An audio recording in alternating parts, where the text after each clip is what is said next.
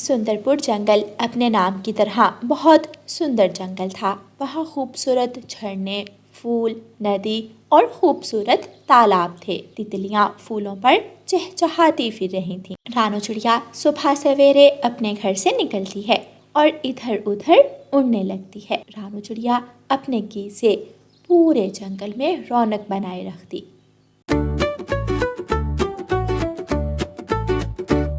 मैं हूँ नन्ही रानो चिड़िया, करती हूँ मैं ची ची ची।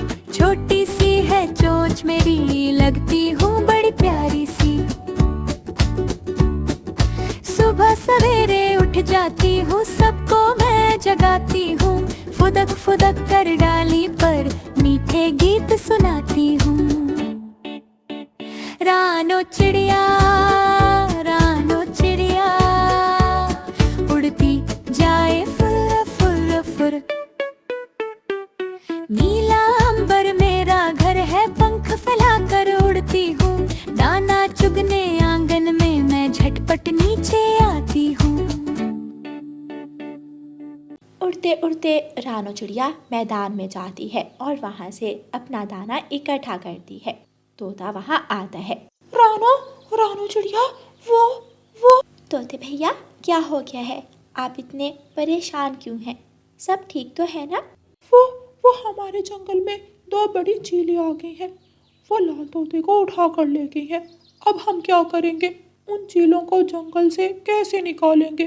तोते भैया, परेशान ना हो, हम कुछ ना कुछ ज़रूर कर लेंगे। आप डरे मत। नीलो, अभी सिर्फ 5 पक्षी पकड़े हैं हमने और पूरे जंगल में खौफ फैल गया है हमारा। हम इन सब पक्षियों को पकड़ लेंगे और फिर हम राज करेंगे, राज। इस सुंदर जंगल पर राज करने का तो अपना ही मजा आएगा।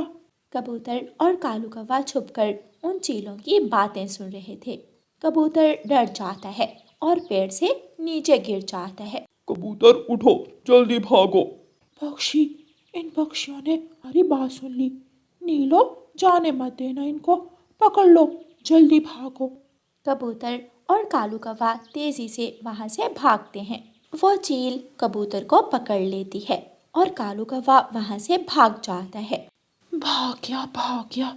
ये कौवा बहुत तेज बनता है। एक न एक दिन ये भी हमारे हाथ जरूर आएगा। मुझे जाने दो, मुझे जाने दो। वो चीलें कबूतर को भी पिंजरे में कैद कर देती हैं। कालू कौवा भागा भागा रानो चिड़िया के पास जाता है। रानो, कबूतर को भी चील ने पकड़ लिया। मेरा दोस्त, मैं उसे बचा नहीं पाया। मेरा दोस्त। कालू जी, परेशान मत हो, हम कबूतर भैया को छुड़वा लाएंगे। हम उन्हें मरने नहीं देंगे। आखिर ये चीलें चाहती क्या हैं? वो सब पक्षियों को पिंजरे में बंद क्यों कर रही हैं? हो सकता है वो सब पक्षियों को अपने जंगल ले जाकर दावत उड़ाने का सोच रही हूँ। नहीं, ऐसा नहीं हो सकता। मैंने उन चीलों की बातें सुन ली हैं। वो उन्हें कहीं भी नहीं लेकर जाएंगी। वो चीलें हमारे जंगल पर कब्जा करने के लिए आई हैं। वो हम सबको बंदी बनाना चाहती हैं। आपका मतलब है वो हम सबको भी पकड़ लेंगी? हम सब पकड़े जाएंगे। इस मुश्किल घड़ी में हमें सब्र से काम लेना होगा। अगर हम डर गए तो हम कुछ भी नहीं कर पाएंगे। ना खुद बचेंगे, ना अपने दोस्तों को बचा पाएंगे। हमें होश से काम लेना होगा। रानो चिड़िया एक योजना बनाती है और सब पक्षियों को बताती है। हाँ रानू चिड़िया, ये ठीक रहेगा। मैं सब पक्षियों को यहाँ जमा करता हूँ। अगर हम एक साथ होंगे तो कोई हमें नुकसान नहीं पहुँचा पाएगा।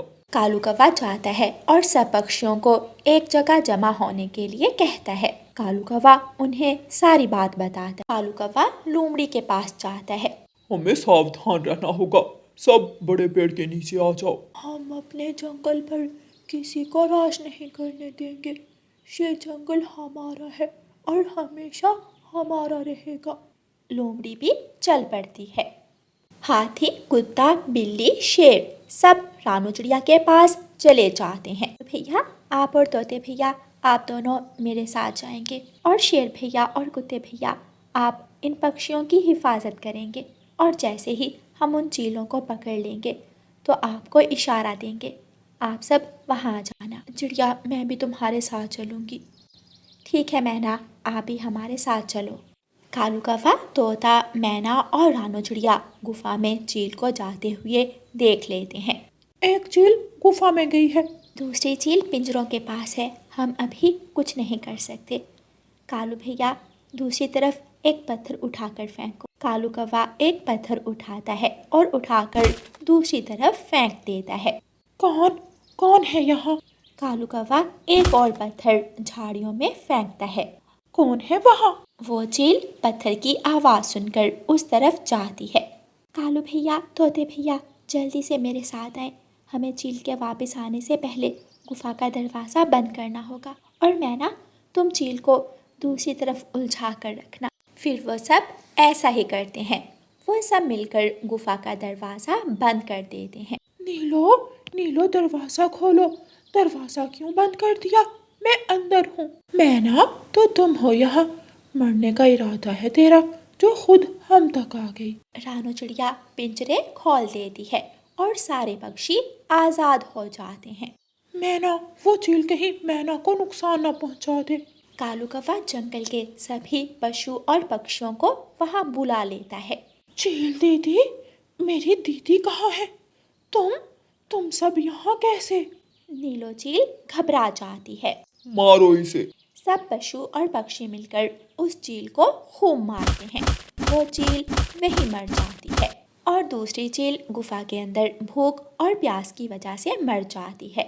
इस तरह वो सब चीलों से आज़ाद हो जाते हैं। वो सब फिर से तालाब के पास बैठते हैं और हंसी मजाक करते हैं। रानो चिड़िया फिर से सुंदर गीत गाती है। मैं हूँ नन्ही रानो चिड़िया, करती हूँ मैं ची ची ची। छोटी सी है चोंच मेरी, लगती हूँ बड़ी प्यारी सी। सुबह सवेरे उठ जाती हूँ, सबको मैं जगाती हूँ। फुदक फुदक कर डाली पर मीठे गीत सुनाती हूँ।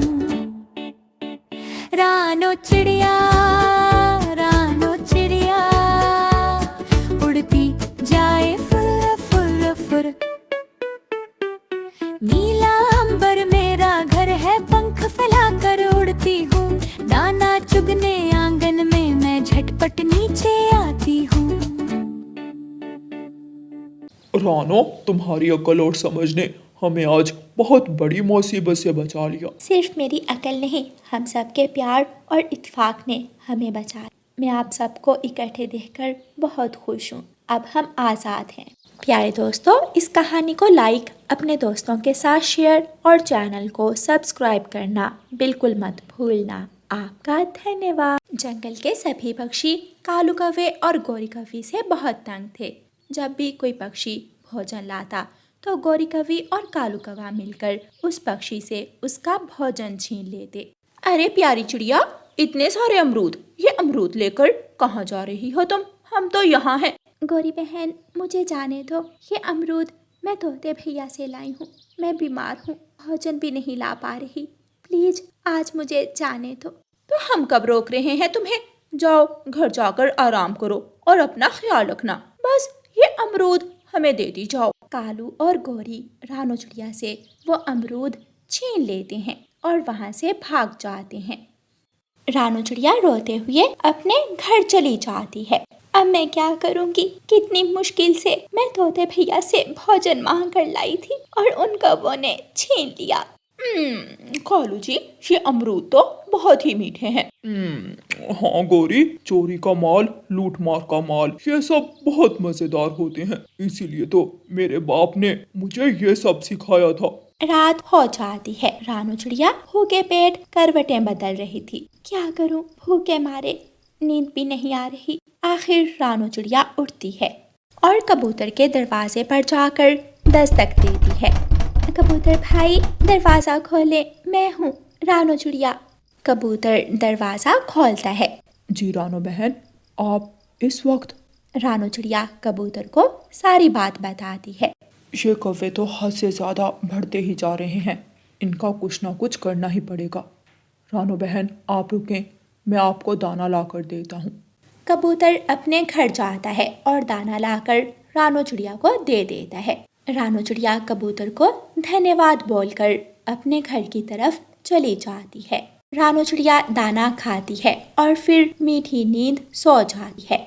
अगले दिन तोता भोजन लेकर आ रहा था कि उसका भोजन नीचे गिर जाता है। इतना सारा भोजन मिला था आज और वो भी वहाँ गिरा जहाँ से उठाना ही मौत को आवाज देने जैसा है। अगर मैं दाना उठाने गया और चील आ गई तो, मगर यहाँ नजर तो कोई भी नहीं आ रहा, इसे उठाकर भाग आऊंगा।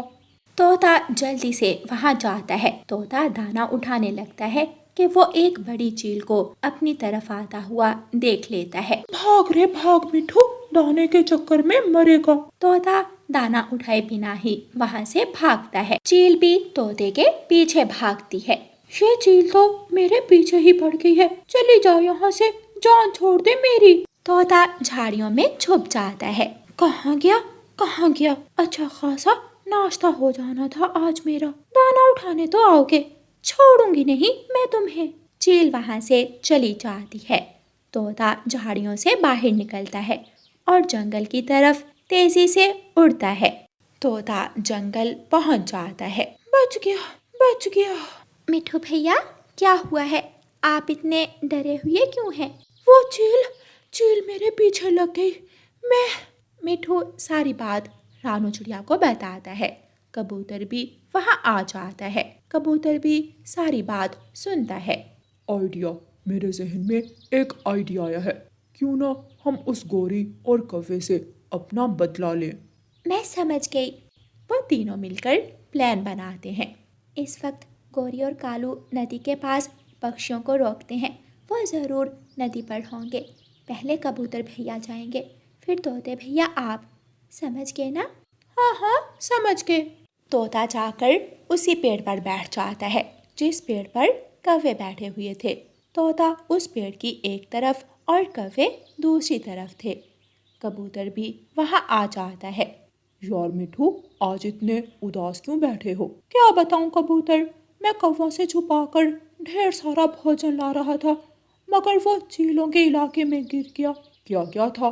केले, मीठे फल, अनार, सूखा दाना सब था, सब वहाँ गिर गया। तो फिर खुश हो जाओ, मैंने आज ही उन चीलों को पश्चिम की दिशा की तरफ जाते देखा है।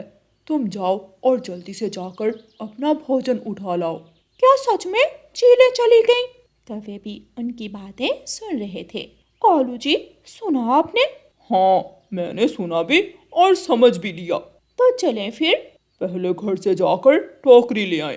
कालू जी, पहले इनका कुछ करना होगा।